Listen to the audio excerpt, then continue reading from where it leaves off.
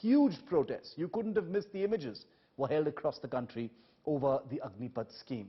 From Bihar and Telangana to Uttar Pradesh, protesters took to the streets and went on a violent, rioting rampage. Arson, stone pelting, huge destruction of public property, train burning took center stage in the name of youth protesting against Agnipath. But India clearly knew that this wasn't just a protest. In Kanpur, WhatsApp group like we just showed you, brought to light clear evidence that these protests have been carefully orchestrated and organized.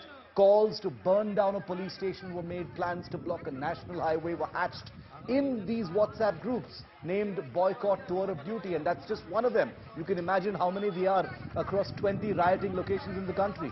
There are at least 240 people who are on this group plotting and planning the violent protests which would have otherwise happened in the city of Kanpur, which has already seen tension recently owing to the protests over Nupur Sharma's remarks and then the bulldozer action. The Kanpur police have taken very serious note. A crackdown is underway with at least 4 accused, as Simar was telling us, arrested so far in this conspiracy, with more likely to be arrested very soon.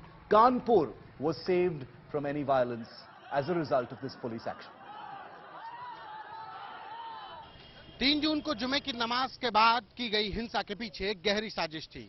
कुछ ऐसी ही साजिश एक बार फिर कानपुर में हिंसा भड़काने की गई। टीओडी के नाम से बनाए गए इस व्हाट्सएप ग्रुप के जरिए छात्रों को भड़काने, हिंसा करने और आगजनी की कोशिश करवाई गई। हालांकि कानपुर पुलिस ने इस व्हाट्सएप ग्रुप के जरिए उस पूरी साजिश को बेनकाब किया है। 200 से ज्यादा लोग कानपुर पुलिस के रडार पर हैं। एक बार फिर कानपुर में हिंसा भड़काने की इस नाकाम कोशिश की तहकीकात में कानपुर पुलिस लगी हुई है। कानपुर के सीनियर अफसरों का कहना है कि छात्रों को भड़काने के पीछे कुछ ऐसे साजिशकर्ता शामिल हैं, कुछ ऐसे संगठन शामिल हैं जो चाहते हैं कि अमन चैन बरकरार न रहे और कानून व्यवस्था बिगड़ी रहे। बहरहाल ऐसे तमाम लोगों के ऊपर कानपुर पुलिस की निगाह है और उनके ऊपर जल्द कार्रवाई की जाएगी। Were these riots following a toolkit? Let's be very clear that they must have. In many of these places, there were legitimate protesters, army aspirants with a latent anger over unemployment and uncertainty over Agnipath, fueled by misinformation, protesting in a legitimate manner. There was nothing wrong with that. But the escalation in violence has led to strong suspicions that there was a toolkit. There was an organized manner in which youngsters were being manipulated and criminal elements were coming in. Proof number 1, there was an organized escalation, organized eruption of protests in different places at the same time. How did it happen? Literally at the same time. Proof number 2, army aspirants are unlikely to turn on public property, damage and burn trains. I, for one, refuse to believe that anyone wanting to join the Indian Army, no matter how angry they are, will damage public property. It's impossible. I refuse to believe that. There may be some bad apples, certainly not in this widespread manner with 10 trains burnt. Proof number 3, clear instructions to target trains and stations. It was a pattern. There was a clear playbook to what was happening.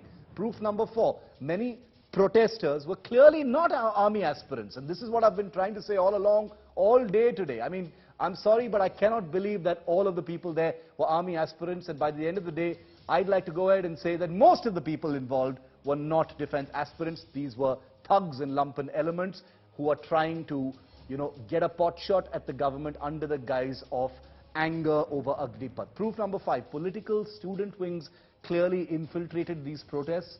Many of them have tried to deny it. They've been attacking us on social media. But the proof is there. We know which student wings of which parties infiltrated these protests, especially in Telangana. Proof number 6, WhatsApp groups like we've just shown you proof of, with target and assembly instructions.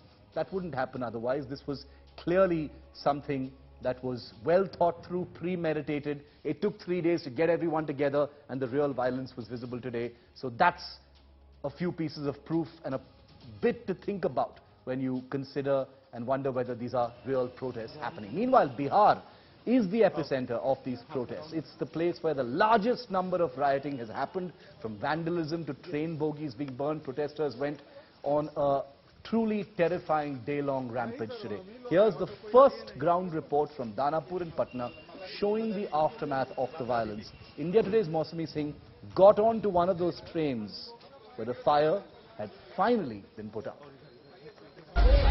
We are inside Farakka Express at the Danapur railway station in Patna, and the entire train has turned into ashes. You can see smoke, embers still there. The administration, in fact, trying real hard to douse the fire that this entire train caught. And you can see not one, not two, almost 6 to 7 compartments were enveloped in flames from the morning till the evening. They've been trying to douse the fire, but importantly, you see that there is a lot of tension, there is a lot of anger that is prevailing on ground zero that we saw in the morning, and with a Bandh being called in Patna, it is unlikely that trouble for the administration or the protests are going to die down anytime soon, and especially, with the railways being targeted